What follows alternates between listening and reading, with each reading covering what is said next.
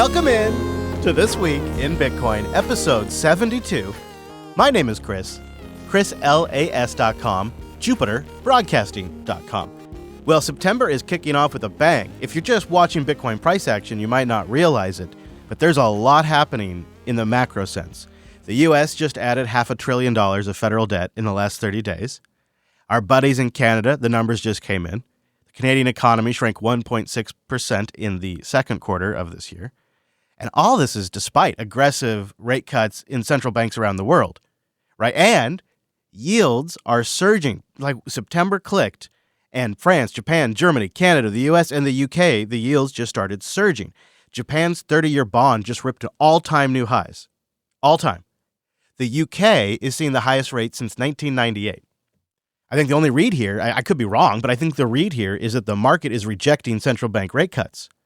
You see it in gold, kind of the canary in the coal mine classically. Gold has a new goal, and that is its all-time high now of $3,560. When this happens with gold, Bitcoin tends to follow shortly after. It is sniffing out problems in the market, and it's just a more known product. It's been in the market a long time. It has a ginormous market share. So gold moves first. But it tends to be an indicator, and Bitcoin tends to follow. So no doubt about it, with rate cuts looming in the U.S., even though the market seems to be rejecting them, September is setting up to be a consequential month in a lot of ways, from macro issues at the top to pain in the streets. The McDonald's CEO, talk about pain in the streets, just went on CNBC and gave us a reality check for the U.S. economy. And part of what we also saw was that, particularly with middle and lower income consumers, they're feeling under a lot of pressure right now. I think there's a lot of commentary about what's the state of the economy, how's it doing, and what we see is it's really kind of a two-tier economy.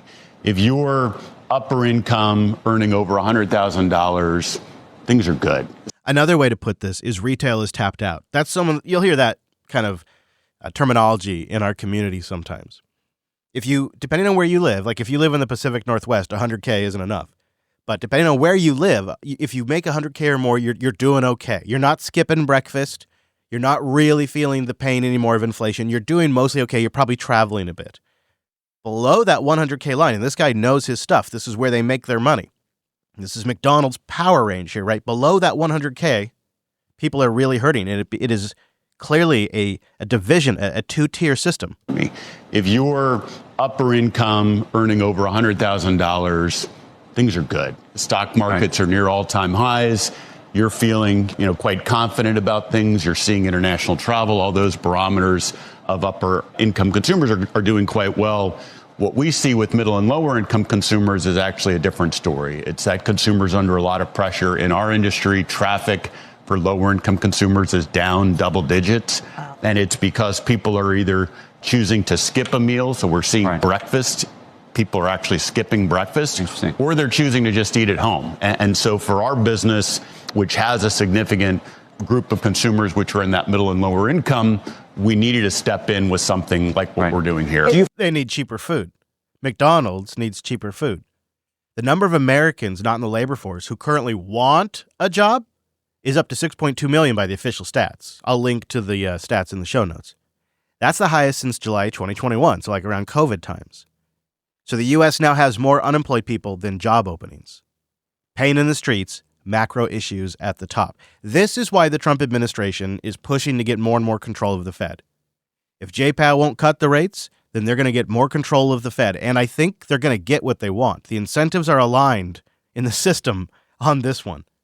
Fed Governor Waller, who is someone that is on the short list to replace J-Powell as the Fed chair, he was recently interviewed. And he's kind of signaling the direction things would go if he was put in charge. And he says, this is such a great, it's a phrase that's been floated by a few Fed officials. And he comes right out and just says it on air now. You need to look past the inflation. If you look past the inflation, things are great. Yeah, well, he was unambiguously calling for rate cuts in our exclusive interview, Sarah, as you know, and also adding that the Fed may have far to go to get to neutral. The two other Fed speakers, they were not quite as dovish, but they did express some flexibility in their outlooks. First, let me get to Waller, who said that his call for cuts is really based on the idea that tariffs pass through the system and don't create wider inflation. If you take 3%, you're about 125, 150 basis points above that. And if tariff inflation looks like it's going to be temporary and it's a one-time level effect, which I think, inflation expectations are anchored and the labor market's really weakening. So our dual mandate says worry about employment and inflation, look through the inflation, worry about the employment, start cutting. You just got to look through the inflation. Don't you get it? He solved it. If you just look past the inflation, inflation's not so bad. So go ahead and cut rates and get more inflation. And that is the policy, it seems, because that's basically that guy's messaging to Trump, give me the job. So that's the policy if he gets the job or whoever does get the job. And when that happens, you got to wrap your head around this because this is key to Bitcoin's value proposition.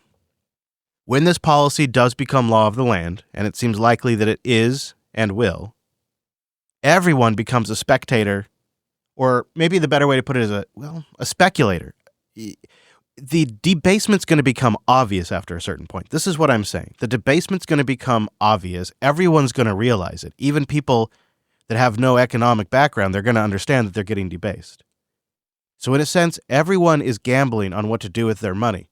Because if you're getting paid in fiat, it's getting debased at a rate that you're actually going to be able to notice now. That's the thing. Even running around 3%, you're going to notice that because 3% is their official baseline number. But as we know, it often runs hot in individual areas. And what we saw last time is sometimes it would run hot in lumber. And then you'd see it in eggs. You'd see it in different sectors at different times. And so they'd come in with like, oh, yeah, CPI is the max it ever got to is 7%. Meanwhile, if you look at your grocery bill from 2-3 years ago and you buy the same things, it's more than doubled in price. Seems like more than 7% to me. It becomes noticeable. So everyone's going to be spectating on this event. And whether they realize it or not, they're also speculating. And I know I'm not doing a very good job of explaining it, so I'm going to call in some backup here. Jack Mallers was on Bloomberg, and he tried once again to explain it to a no-coiner who just never gets it, who gets paid well. He's maybe I don't mean to be offensive, but I know a lot of tech guys like this, or gals. They make kind of a ridiculous amount of money relative to other industries for their amount of experience and value. No offense, I was one of them once too. And they're not really feeling the pain. They are living in pretty much a position of privilege. I was looking at house prices just again, and people are moving into houses with an HOA of $1,000 a month. The kind of luxury life you must live in order to be willing to pay $1,000 a month, which should be almost another rent, in HOA fees, should be a signal to you that you're living a very privileged life, a very special position. But these people, they get paid well. They're not particularly feeling the pain. So they don't see what's coming. And Jack tries his best. Last time you were on our program, you gave this idea, and it kind of went viral on X after we spoke, but it was this idea of existing and being paid to exist through cryptocurrency. The idea that, you sitting there at work all day long, you're not necessarily being compensated for what you're doing, and you see crypto as being a solution to that. I got to be honest with you, I didn't quite get it. Okay. I want you to paint that picture for me and get me on board. Yeah, well, so first of all, I think it's Bitcoin, not crypto. You know that. But just to clarify for the audience, it's Bitcoin specific. Well, that's just your view that the Bitcoin is the crypto that you're focused on. Yeah, but I think Bitcoin is the money within the crypto sphere. Okay. And the point really here is this, Tim. Every single day, you make a decision on how to get compensated for your time, your energy, your effort, your labor. I'm watching you. I'm sitting in the behind the scenes. I'm watching you haul your butt. You're doing a great job on this show. You need to somehow capture the value you're creating for all of us here. And you need to somehow save that value so that tomorrow you can pay rent. You can get groceries. You can travel home and see your parents. But that comes every 2 weeks in the form of a paycheck to me. Right, but what the Bloomberg sees the value in that. They hired me. Correct. So you're going to get a paycheck in the form of dollars, but those dollars are losing value in the things that you need in your life, anywhere between 2 and 20%. Depends on what you want. You want a Caesar salad, 2%. You want a nice house, 20%. And so you need to find a way to persist and save and store that wealth. And you make a decision every single day, whether you know it or not. Unfortunately, because the dollar is being debased, everyone is a speculator here filming and watching us. And so you have to make that decision. And in my opinion, over the last 15 years, and it will continue to be so, Bitcoin is the best place to do that. Take the wealth you're creating today, bring it with you tomorrow. That's why when people say they're late to Bitcoin, it's a silly way to think about it. It's a savings technology. You're always stacking sats. You're always trying to save a little bit for tomorrow as long as you're alive. It's not this speculative thing that you tried to buy when it was low and now you're just going to ride it high. You're never late because you're always trying to save your future energy. And Bitcoin's always going to be in demand as a scarce asset as long as governments and central banks continue to devalue their fiat currency. That certainly seems like the plan, doesn't it? So there's going to be demand for things like Bitcoin, gold, real estate, those types of things. And Bitcoin's one of the few things you can buy tiny fractions of at a time. As you receive a little bit extra, $5, you put it into Bitcoin. You can't do that with real estate or gold unless you're willing to buy some sort of IOU abstract thing. So Bitcoin will be in demand, and it is built for this time. And things are really lining up, unless we destroy ourselves from the inside first.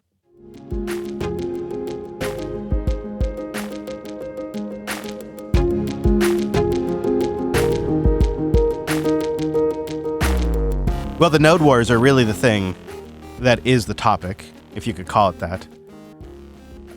It has really gotten to a point now that is pretty bad. The conflict between the Bitcoin Core folks and the Bitcoin Knots folks, some are calling it the 2025 spam wars, others calling it node wars. I hate the stupid names, but it's probably what we'll pick one of these to refer to it down the road, because it is beginning to sort of echo the ideological rifts we saw during the 2017 block size wars.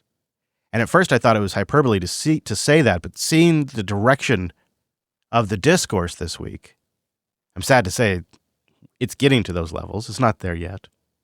So if you don't remember, at the heart of the dispute here is Bitcoin Core has a plan, as of version 30 that comes out soon. They're removing the 80-byte data limit on Opreturn. You could override this before, but they're just removing the built-in limit. And core developers argue this is going to support innovation and open usage, sort of reduces gatekeeping. Of course, the Knots folks argue this is going to be used for spam. It's going to be used for all kinds of things, perhaps illegal things that we don't want on the blockchain. And it reduces Bitcoin's role as a monetary system. And it may compromise scalability if it's filling up nodes, disks, and things like that. Perhaps.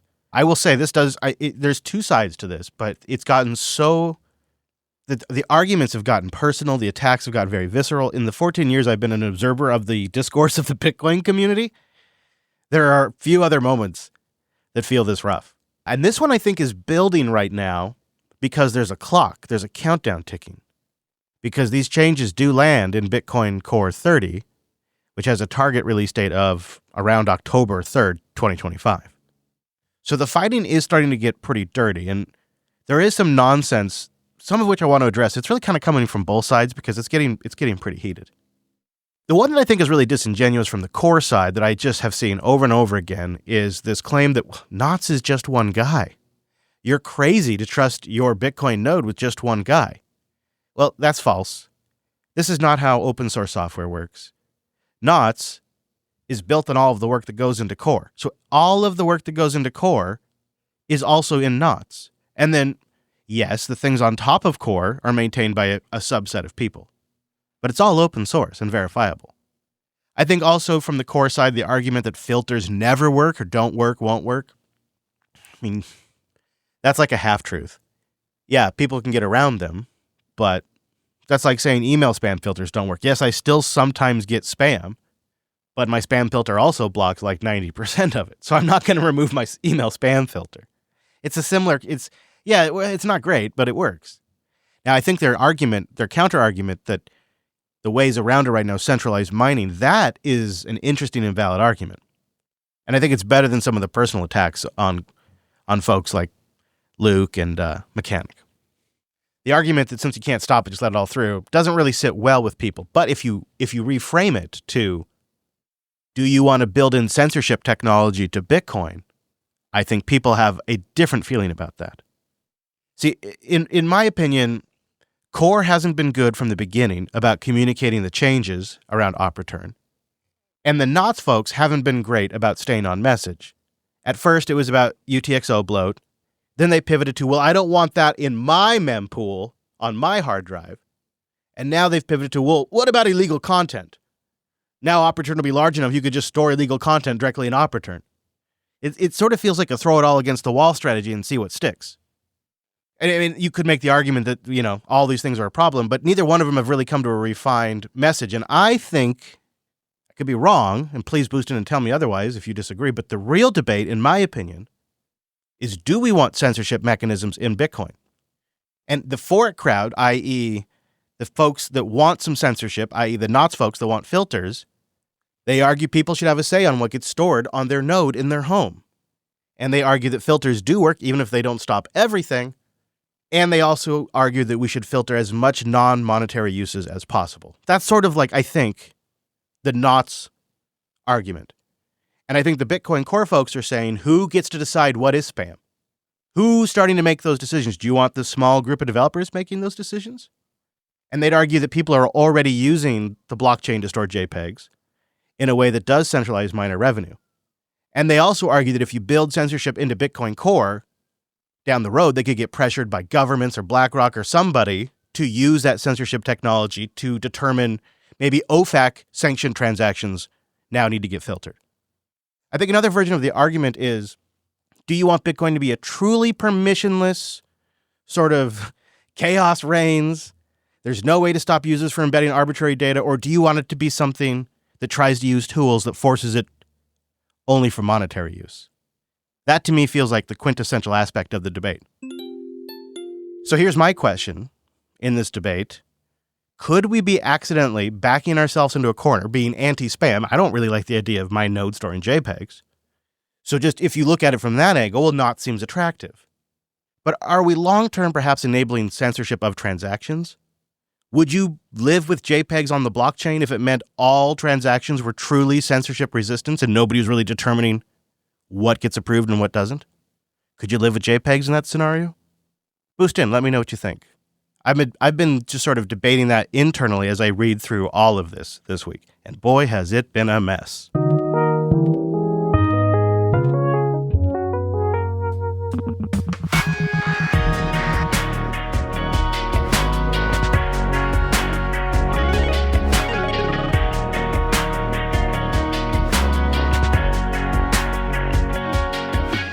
Coming up on the show, your boost, a fascinating research report by River, some updates you need to know about, a final clip of the week, and an important state of the network. So I just want to mention, you can support the show just by doing what you do. You want to buy some sats on River, one of the best ways to stack sats in the US? Use my link in the show notes. A little bit goes back towards the show. Now, if you're all about self-custody, you live in the Canadias or the Americas, well, I want to tell you about the Bitcoin Well. It's an amazing automatic self-custody Bitcoin platform. You want to spend some Bitcoins you got on the Lightning Network, go to Sats to gift card in just seconds. You can even log in with the Lightning Network. Check out the Bitcoin Company. They're only Bitcoin. They're focused on great deals. They give you some Sats back, all of that. Now, you want to stack Sats while you just live your day-to-day life, paying your expenses, your bills, buying things, and your whatnots? That's the Fold Card. Fold Card. Really popular in our audience. I use it every day. If you want to get access to your Bitcoin value without selling it, Salt Lending is a great way to go, and they've recently introduced a program to help you purchase margin call protection so you don't get margin called on your Bitcoins, something I'm going to be looking into a lot more. Links to all of that in the show notes. Thanks for supporting the show.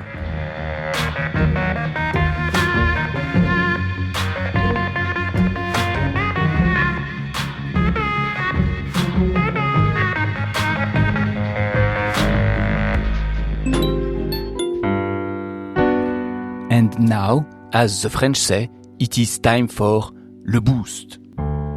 Another way to support the show directly is a boost using the Lightning Network. And OB is our baller booster, getting it on sale this week, I'd say, with 25,430 sats. Hey, Rich Lobster! Thank you, OB. He says, running knots. No other message than that. Just wanted you to know. Thanks, OB. Appreciate it. Galactic Starfish comes in with 2,000 sats. Everything's under control. I just purchased the Nerd Axe Plus, and I got it set up mostly to experiment and vote for knots, of course. I purchased more Bitcoin right before it went on discount. Unfortunate timing. Oh well, I'll just get back to stacking. You know, I gotta say, Starfisher, eventually it will come back, right? So you probably will look at it in a year or so and kind of laugh and think it's cheap. That's I'll tell you a funny story. Is right before the last major bear market in December, Bitcoin was kind of ripping again. And for Christmas, I bought my son his first Bitcoin. This was a couple years ago, right before the crash. And it was around like 60,000. And then it crashed. And it took like 2 years or something like that. He sat, that young boy hodled in the red for 2 years, but I think before he saw profit. So it'll eventually come around. And then you laugh. You're like, oh, geez, now that seems cheap. Thank you for the boost. Appreciate it. Drekar is here with 4,400 sats. All right.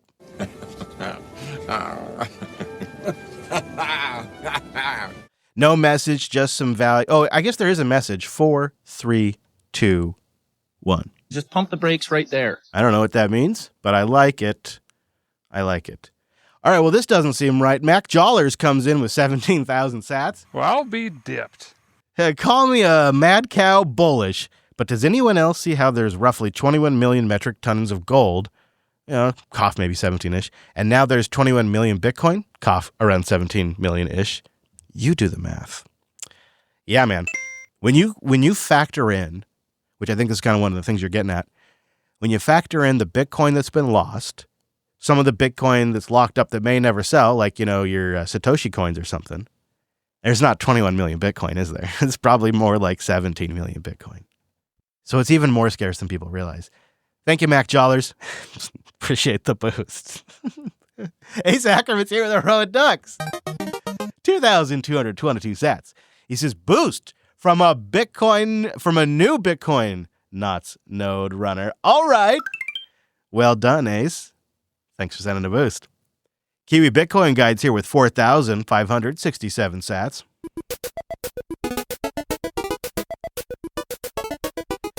This is a vote for some bonus content about running knots. When the node count is nearly at 20% and the core team is starting to play dirty, it's time to really understand more about running knots. A walkthrough guide and assessment on this would be super helpful. All right. So Kiwi, I have a follow-up question. If I were going to do a guide, what OS should I do it on? I personally use Nix Bitcoin. I think that's probably too advanced for a guide. I know Umbral and Start 9. I need some advice on when I do newbie content, what platform I should feature to get people started. Or if it should be platform, I can't really do it platform agnostically because I'll have to tell you how to install stuff. So that's where I've been hung up recently. I would love feedback on that. If you or anybody else out there has it, I would really appreciate that. You make me want to be a better man. Thanks for the boost, Kiwi. Hiya Howells? No. Hiya Lows comes in with 15,000 sats. I like you. You're a hot ticket. I like you even if I can't say your name. Doing a little catch up on the latest episodes. Your show's amazing and inspiring. It never is condescending or simply hyping. Keep up the great work. Thank you. That is one of my goals. I appreciate that. Lately thinking about whether I should get rid of the buy button and simply call it an exchange into Bitcoin. I think the unit bias is the most hindering thing for potential new participants. Yes. I got so worked up I bumped the microphone there. Yeah, I really agree. And I think also that's what makes people think they're too late. I just had this conversation with a gentleman. I'd say he's probably about 56, 55. And good guy. He's still working. So he's got a little, and he's just a single guy. He's got a little extra money and came up to tell me that he comes up, hey, you're the Bitcoin guy, right? Because we know a mutual acquaintance in the family. You're the Bitcoin guy, right? Chris. I'm like, yeah, I guess that's me. The Bitcoin guy. Okay. And then he starts telling me about how proud he is he bought a whole bag of XRP because Bitcoin's too expensive. Oh, I missed the window on that, he says, But this XRP looks like it's a great price. So I agree with you there on the unit bias thing. He says, especially after guys like Jack Mallers promote Bitcoin with the exit keeps getting more expensive. Yeah, that's true. In the end, it's not about how much Bitcoin you buy, but how much fiat you exchange for hard money. Love to hear your thoughts on that. The next boost will come from my Albi Hub. Oh, yeah, right. Think on Nostr, listen on Fountain, and live on Bitcoin. That's fire, dude. Well done. I like that. Think on Nostr, listen on Fountain, and live on Bitcoin. Woo! Yeah, this is a great boost. So, when Jack says the exit is getting more expensive, yeah, he's using shorthand for buying a whole coin. And I do think we should stop thinking like that. I think we should stop thinking like you have to get to a whole coin. The idea is just about saving energy for the future, right? It's about protecting yourself against abasement. And we are living through a very historic time where that's a genuine threat. Is it, sure. Should everybody try to aspire to be a whole coiner? I would say so. But I aspire to be a lot of things. I aspire to also be 50 pounds lighter, 30 pounds. I don't know, maybe not 50, 25 pounds lighter.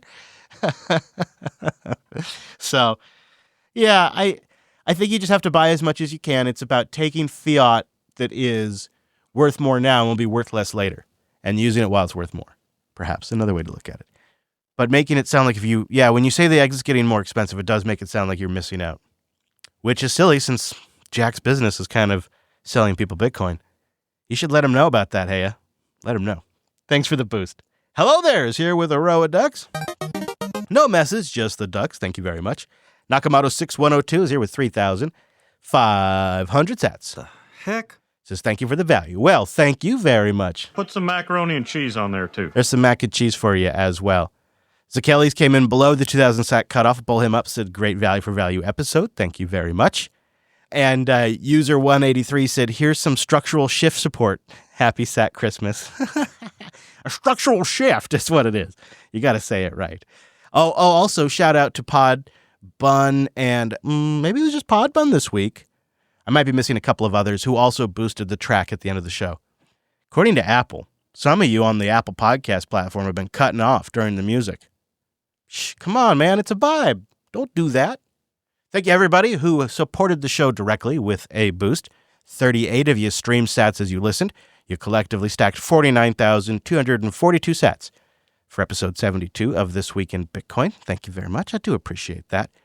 Together, when you combine it with our boosters, a little light this week, but we've had some great weeks too, so honestly, I can't complain. And I do appreciate all of you combined together. It was 131,507 sats.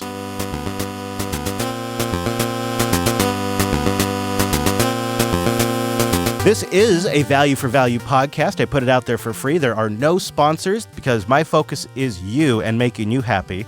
One of the ways you send value back is through a boost. You can also become a member in Fountain. There's a system and a way to subscribe in there. And it gets you access to bonus content. And of course, you can also become a Jupiter.party member. Thank you, everybody. Appreciate you for supporting this here show. And however you choose to do it, it does mean a lot. And the show continues. It's going to be a very busy September. I have some travel at the end of the month, but before that arrives, it's going to be crammed with story after story, I suspect. So let's get right back into it.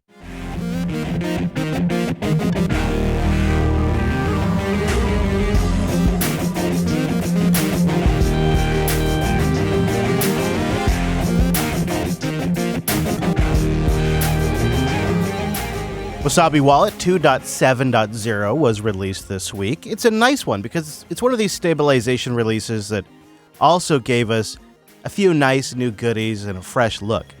So I think the number one thing to talk about is the enhanced Bitcoin node integration.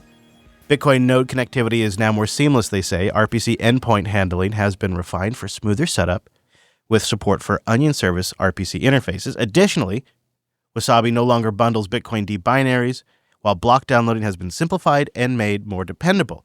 Now, I mentioned new UI goodies. They have a refreshed UI with new icons and animations. For this, they write, the interface has been given a polished update. Subtle animations and balanced color schemes breathe new life into Wasabi's design, making it both cleaner and less aggressive. Yeah, okay. All right. Either way, nice to see. More new features linked in the show notes. River has their research report on business owners buying Bitcoin. The big takeaway headline is that some business owners that are River clients are putting 22% of their profits into Bitcoin. So here's a couple of the interesting things I took away. The entire PDF will be linked in the show notes. River writes that businesses now hold 6% of all Bitcoin. 6% of all Bitcoin is held by businesses. Still around 61% for just the plebs, but it's a 21x jump since 2020. 2025 inflows have smashed records so far, already 12.5 billion more than all of 2024. Halfway into the year, and we're already 12.5 billion more. The companies, they say, that are using River are stacking hard. On average, 22% of net income is going into Bitcoin. They say the main reason is these businesses see Bitcoin as inflation insurance. They also like its 24/7 liquidity and no third counterparty risk. Treasury firms seem to be buying on average around, get this, guys, 1,400 Bitcoin a day. Go look up how much Bitcoin is made a day. And they're buying about 1,000 more a day than is made. Strategy alone is sitting on around 70 billion in Bitcoin. They also say that they saw a noticeable trend in behavior changes after the U.S. government started talking about a strategic Bitcoin reserve, not so much because of the reserve itself, but because business clients view it as, well, now a Bitcoin ban is off the table. Also, they say businesses are viewing the volatility more like gold levels. And volatility was one of the largest excuses for them to avoid Bitcoin. It's pretty interesting. I guess the median is about 10% of small businesses that are buying Bitcoin are putting, I should say, of their customers, that there's a median of about 10% of them that are just going all in. Like, some of them are just nuts, but the average is 22% of net profits are going into Bitcoin. They also broke down the different areas. This paper is fascinating, you guys. It's really, I mean, you got to scroll through a lot. But real estate is the number one businesses on River by industry. Real estate. The number two customer by industry is actually other Bitcoin service companies. They're storing their treasury or whatever it is on River. Services and hospitality is number 3, finance number 4, software number 5, consulting 6, healthcare 7, construction 8, nonprofit 9, and consumer products is the 10th category. There's 158 public companies with Bitcoin holdings. How about that? Estimated percentage of the businesses that self-custody their Bitcoin, the estimated percentage of the businesses that self-custody their Bitcoin, 25.7%. Over 3,000 businesses alone are just using River. Okay, so you can see that's the real story there, is the smaller businesses. I think when you look in the health, in particular, dentists seem to be stacking a lot of Bitcoin. Does anybody know why that is? Why are dentists in the healthcare industry so all in on Bitcoin? What do they know? Maybe they know teeth aren't a store of value?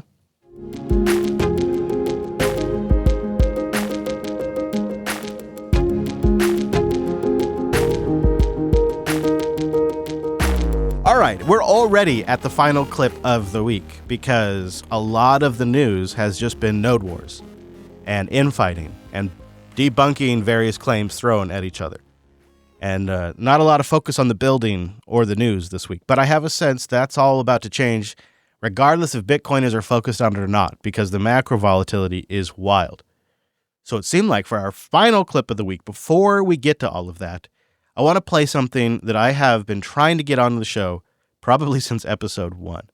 This is Peter Van Valkenburg, and he has an excellent explanation of Bitcoin. In July of 2022, he sat in front of the Banking, Housing, and Urban Affairs Committee and really nailed it. And I'm just going to play a selection of it because I want us to remember the things that really matter right now. As Bitcoiners are hurting other Bitcoiners, let's focus on the things that really matter around Bitcoin. And I think Peter nails that. The full clip will be in the show notes. Chairman Crapo, Ranking Member Brown, members of the committee. Thank you for the opportunity to speak with you today. My name is Peter Van Valkenburg, and I'm the Director of Research at Coin Center, an independent nonprofit focused on the public policy issues affecting cryptocurrency and public blockchain networks. What is Bitcoin? Bitcoin is the world's first cryptocurrency, and it works because of the world's first public blockchain network. What does Bitcoin do? It's simple. It lets you send and receive value to and from anyone in the world using nothing more than a computer and an internet connection. Now, why is it revolutionary? Because unlike every other tool for sending money over the internet, it works without the need to trust a middleman. The lack of any corporation in between means that Bitcoin is the world's first public digital payments infrastructure. And by public, I simply mean available to all and not owned by any single entity. Now, we have public infrastructure for information, for websites, for email. It's called the internet. But the only public payments infrastructure that we have is cash, as in paper money. And it only works in face-to-face transactions. Before Bitcoin, if you wanted to pay someone remotely over the phone or the internet, then you could not use public infrastructure. You would rely on a private bank to open their books and add a ledger entry that debits you and credits the person you're paying. And if you both don't use the same bank, well, then there'll be multiple banks and multiple ledger entries in between. With Bitcoin, the ledger is the public blockchain, and anyone can add an entry to that ledger, transferring their Bitcoins to someone else. And anyone, regardless of their nationality, race, religion, gender, sex, or creditworthiness, can for absolutely no cost create a Bitcoin address in order to receive payments digitally. Bitcoin is the world's first globally accessible public money. Is it perfect? No. Neither was email when it was invented in 1972. Bitcoin's not the best money on every margin. It's not yet accepted everywhere. It's not used often to quote prices, and it's not always a stable store of value. But it is working, and the mere fact that it works without trusted intermediaries is amazing. It's a computer science breakthrough, and it will be as significant for freedom, prosperity, and human flourishing as the birth of the internet.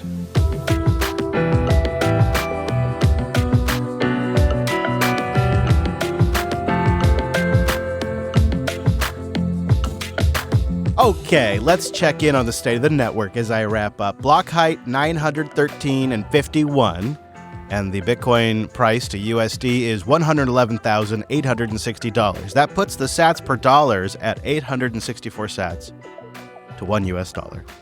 We are officially at 10.1% down from our all-time high of $124,460 just a mere 20 days ago. Feels like it's been longer than that. It's been a rough 20 days. Our retarget date is set for September 4th, and it is estimated the difficulty will be adjusted upwards by 5.7%. It's a big jump in reachable nodes since I checked earlier today. Current reachable nodes at 23,549.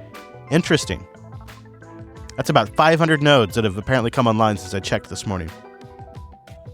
Bitcoin knots sitting at 17.6% of the network, nearly 18% of the network, making it nearly the number 2 most popular node software on the Bitcoin network right now. The number to watch will be to see how version 30 gets adopted. That'll be fascinating. There is so much to get into. It's going to be a wild month, and the Bitcoin network is strong.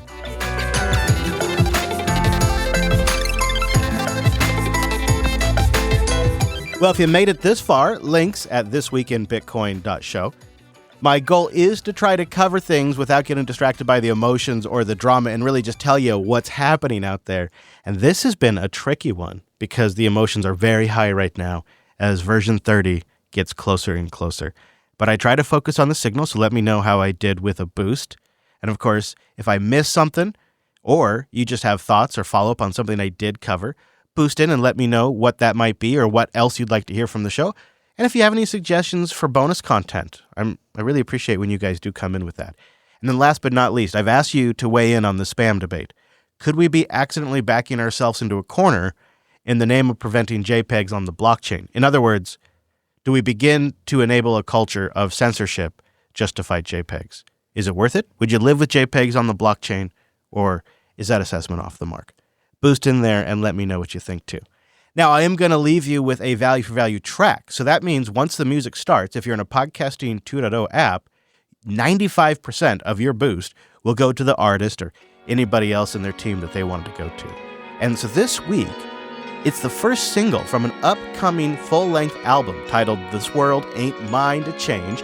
It's going to be out on October 24th, and today's track is That's Okay. They say it's a young man's game. Well, I'm sitting on this bench, feeling my age. And if I've got a part to play, it ain't center stage, and that's okay. They say it's a rigged game, but I ain't here to play. There's far too much at stake, 'cause there are souls that are growing cold. God is today, gotta make that okay.